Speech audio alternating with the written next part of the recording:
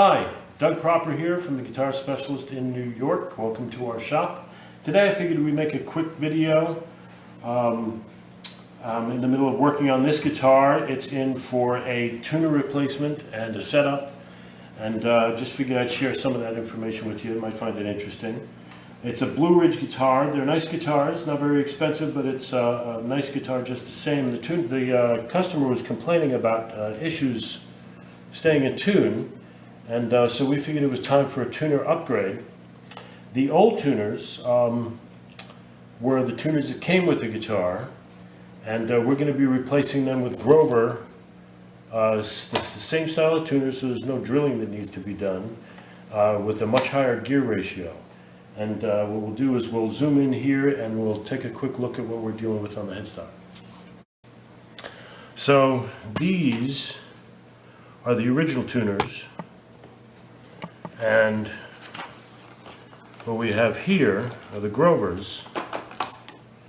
You can see that they're the same exact style of tuner, with the exception, of course, of the Grover names on the Grovers. The inexpensive tuners are a much smaller gear ratio and a very sloppy tuner in the worm gear.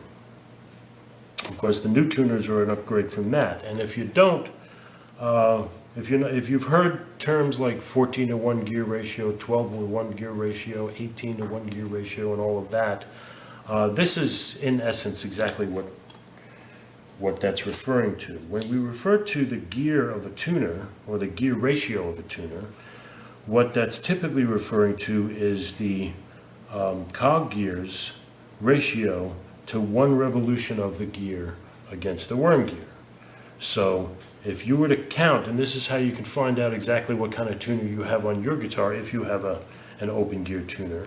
If you started here and counted your way all the way around with the number of teeth, you'll find out what the gear ratio of your tuner is. This one happens to be a 14:1 gear ratio, and this one here happens to be an 18:1 gear ratio. So there are 18 teeth to one revolution of the gear. That makes it for a much smoother tuner as you're turning it, and it makes it so it's when you're tuning up and down, there isn't as much slip, there isn't as much jump. We've all experienced that when you're tuning up a guitar and you go to back in the other way, you feel that kind of dead spot in between where nothing's happening and the tuner goes out of tune, the guitar goes out of tune.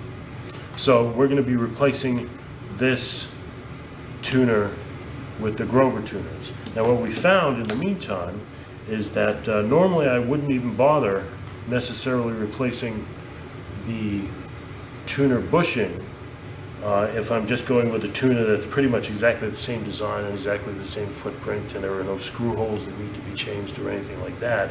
However, his old tuner bushings did not allow the new tuner post to fit through. So with the new tuner bushings that we're going to be putting in, they're going to fit fine. However, we found that they're a pretty loose fit in the hole, and when you go to put the new tuner in, it just pushes the old bushing right out of the way, and they don't sit in there very firm.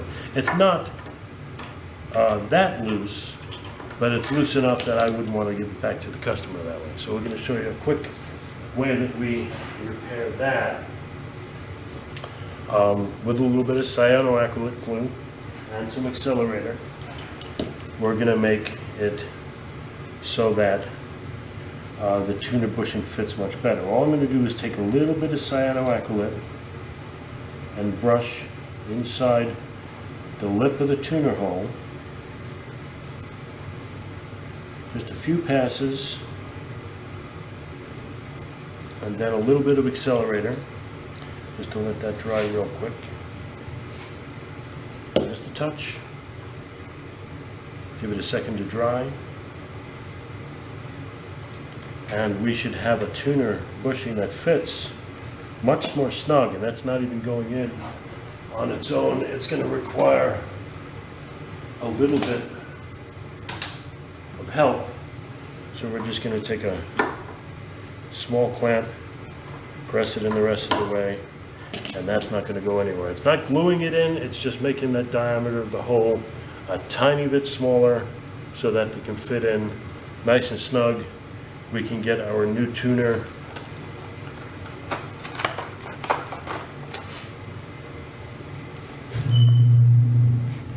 on there.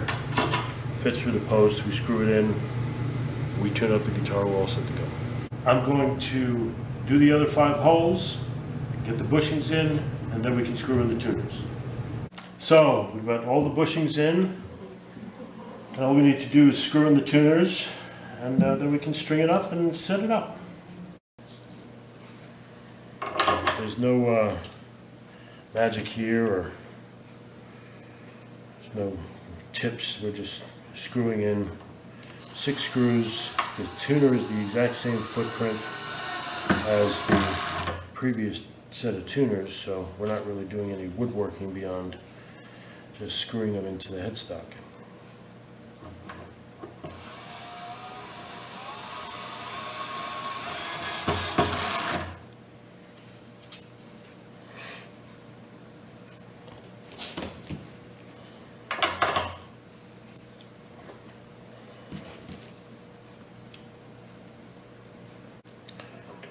All of the screws fit into the holes for the previous tuners, so there's no drilling that needs to be done. It's the same footprint tuner, it's the same design, and it's exactly lined up with the old holes.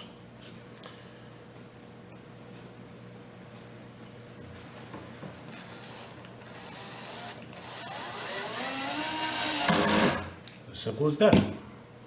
Tuners are in. We're ready to string up the guitar and set it up so we can get it back to the customer. But that's all for now. We'll see you next time. Thanks for joining us.